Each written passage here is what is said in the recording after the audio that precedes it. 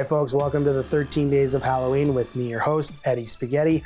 Over the past couple days leading up to Halloween, I've been discussing my favorite picks for stuff that I love to watch around this time of year, be it movies or TV shows or TV specials.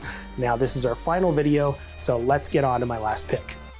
Missing 411, directed by Michael DeGrazier and Ben Paulides, starring David Paulides, aka Spooky Dad. This is a documentary about a very big mass phenomena, which is missing persons in national parks. Now, this is something that's very, very fascinating. It does not have a clear kind of resolution yet, and they don't have a very clear kind of idea as to why this is happening.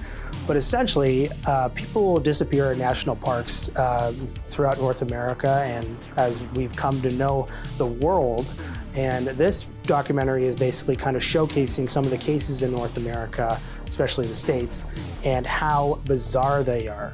David Paulides is a former cop, and he's written several books on this mass phenomena, including a number of Bigfoot books. But he eventually kind of came across this whole thing because he was doing, I think, research on a certain case.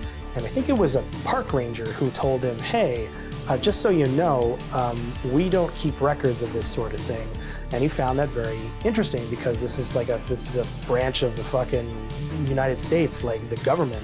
Like this is a federal branch. So you would think if anything, they should be keeping records of this sort of thing. But it turned out they weren't, and that they were kind of very mysterious about how to acquire the records, you know, that technically didn't exist for this sort of thing, keeping records of people that are disappearing in parks. And essentially David started writing books about this sort of stuff, and that's what led to this documentary. This is one of the scariest documentaries I've ever seen.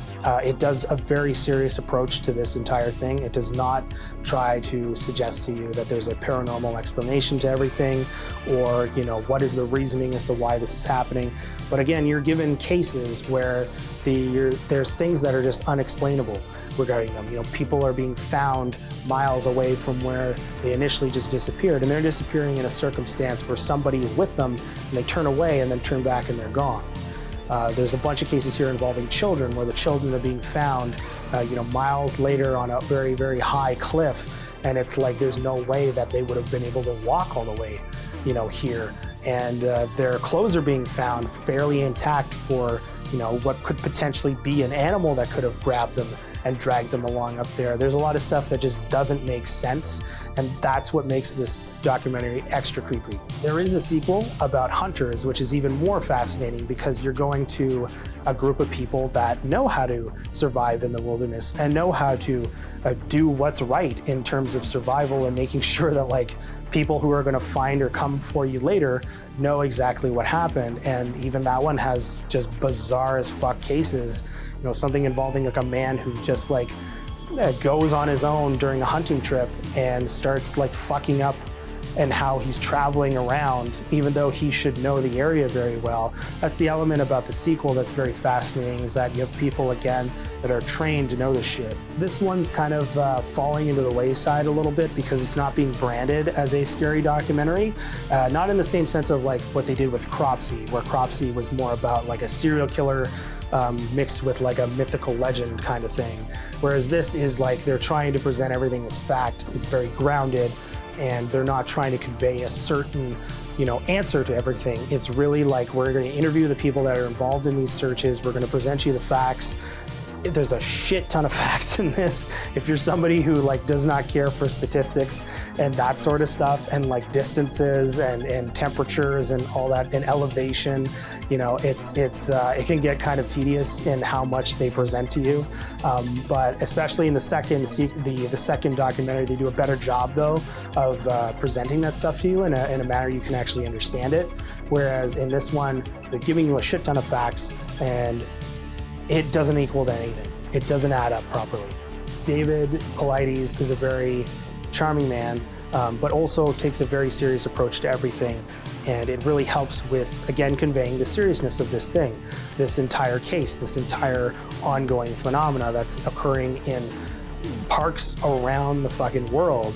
And it's like, again, what he's noticing is that there's like elements that are actually connective. So like something happens in this park over here, and it's actually very similar to what happened in this park over there kind of thing. very creepy. But again, we're not trying to throw this exact kind of, here's what happened sort of thing. It's not really like about that. It's really about like, here's what happened in terms of the facts, and you can make your own kind of judgment call as to what you think is going on. One of the most fascinating parts of the documentary is where Les Stroud shows up, aka Survivor Man, and he does like a step-by-step kind of trek that emulates the same journey that this little boy took once in the dead of winter, and eventually he would be found miles and miles and miles away. And so Les decides to do the exact same trek in the same kind of conditions, and the results from that are very startling and very weird. And I love it. I think it's very fascinating. I think it's one of the most fascinating paranormal phenomena going on today. I guess you could just say it's a phenomena. It doesn't really have to be paranormal. I've discussed it with tons of people as to what they think it is. It's a very interesting current day situation that is kind of going by the wayside a little bit due to everything else that's going on in the world. But it is something that is still ongoing, and it is very creepy. And it's something to be noteworthy of, especially if you're somebody who likes to go into the wilderness and that sort of stuff. Like you should probably be prepared for this sort of thing. It's frightening, to be honest. It's very frightening. There's Missing 411, probably one of the scariest documentaries I've seen out there. I incredibly enjoy watching it. I think it's very, very fascinating. It's very creepy. I know people who, will not get creeped out by like serial killers and that sort of stuff, but this will just make them shit the bed. Like this is probably one of the scariest things they can think of, and especially because it's an ongoing thing and we don't really have a clear answer as to what's causing these people to disappear. But check out the documentary and maybe you'll come to your own conclusion. So with that, thank you for joining me for the 13 days of Halloween. I have had a blast talking about all the different kinds of movies and TV shows and TV specials that I love to watch around this time of year. And I hope that this holiday you've checked out some of that stuff and perhaps you've kind of suggested it to your friends and that sort of business. And until next year, I will see you with some more choices. Definitely a lot more stuff I like to watch around this time of year, but I had to keep it to a neat, appropriate 13. So until next year, we'll do lunch.